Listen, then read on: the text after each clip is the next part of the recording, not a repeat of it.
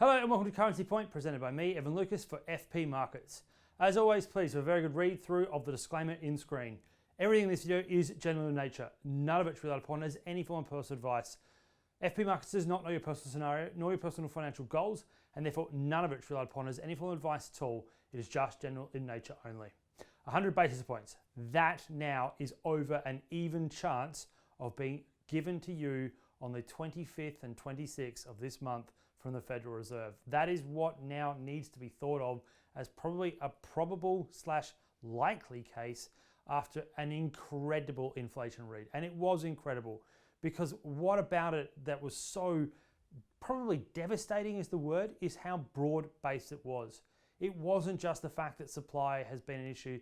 In fact, if anything, you saw that supply is starting to ease. Those pressures that have come through from supply inflation are finally starting to turn around. Mainly, the inflation in the States is demand. And that's incredible. 1/3 of the US inflation is actually shelter.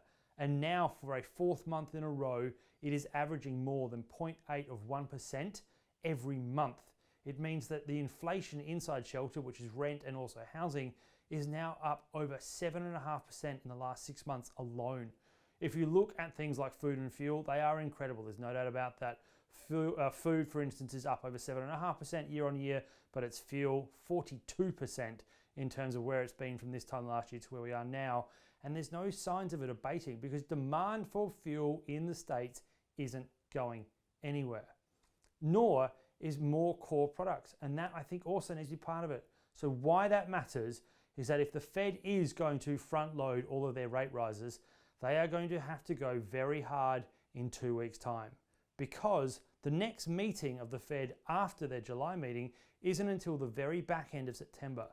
That is a long time. It is near enough to 8 weeks before the next meeting of the Fed. So if they are going to get ahead of the inflation genie that is out, that's what they need to do.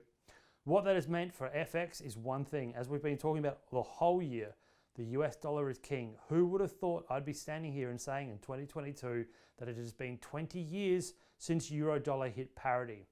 But that's what we have. And there is every sign that the way things that the ECB is doing, because they are clearly fumbling and bumbling along, that they may actually see parity and going into negative territory. To see the euro less than the US dollar is an incredible thing to be standing here and saying. But all the momentum and all the trading suggests that's a real possibility. Then you look at something like cable.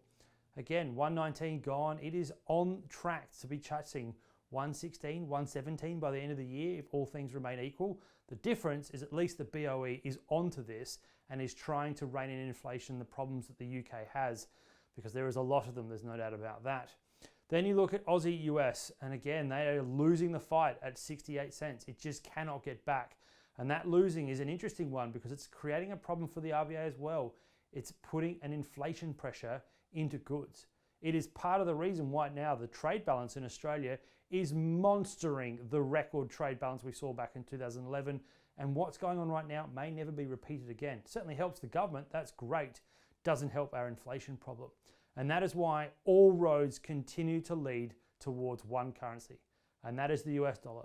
It will change, there's no doubt it will come, but at the moment, you cannot fight that momentum, because you cannot fight what the Fed is doing.